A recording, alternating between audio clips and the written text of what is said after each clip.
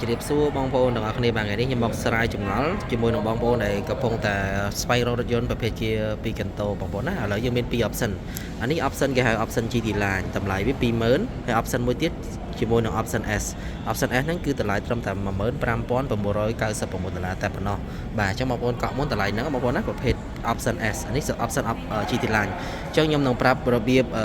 លក្ខណៈខុសគ្នារបស់ option ណាបាទប្រភេទ option GT Line បងប្អូនឃើញផ្នែកខាងមុខរបស់វាគឺប្រភេទជាគៀង LED 3គ្រាប់បងប្អូនបាទមាន daytime running light អញ្ចឹងប្រភេទ option S គឺអត់មានទេបាទអញ្ចឹងមានតែគុជមួយគ្រាប់ទេហើយ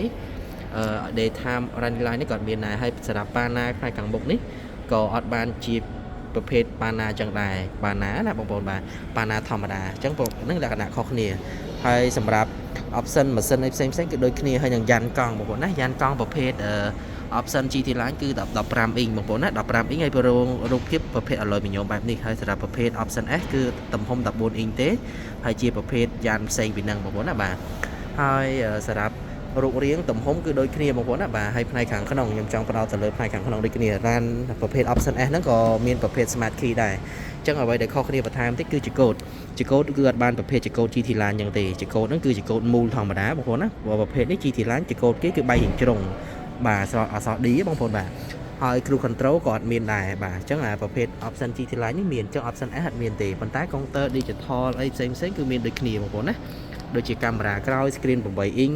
បាទ smart key គឺមានបាទហើយសម្រាប់ពូកផ្នែកខាងក្នុងបាទពូកផ្នែកខាងក្នុងគឺអត់បានប្រភេទពូក2ពណ៌ចេះទេបាទ GT Line អត់មានពូកពណ៌នេះបាទអញ្ចឹងពូកនោះគឺពណ៌ខ្មៅសុទ្ធបងប្អូនណាបាទហើយពូកស្បែកដូចគ្នាប៉ុន្តែខុសពណ៌បងប្អូនណាបាទអញ្ចឹងកន្លែងនេះក៏ខ្មៅដែរអត់បានពណ៌ហ្នឹងទេអានេះប្រភេទ GT Line បងប្អូនណាបាទហើយទំហំរថយន្តនេះគឺដូចគ្នាបងប្អូនណាបាទប្រព័ន្ធហ្វ្រាំង ABS ប្រព័ន្ធទប់លំនឹង ESP គឺមានដូចគ្នាណាបងប្អូនបាទហើយបងប្អូនតែងសួរមួយទៀតបាទអញ្ចឹងផ្នែកខាងក្រោយក៏ខុសដែរបងប្អូនឃើញទេបាទអញ្ចឹងផ្នែកខាងក្រោយប្រភេទ GT Line គឺវាធ្វើបែប sport បាទវាមាន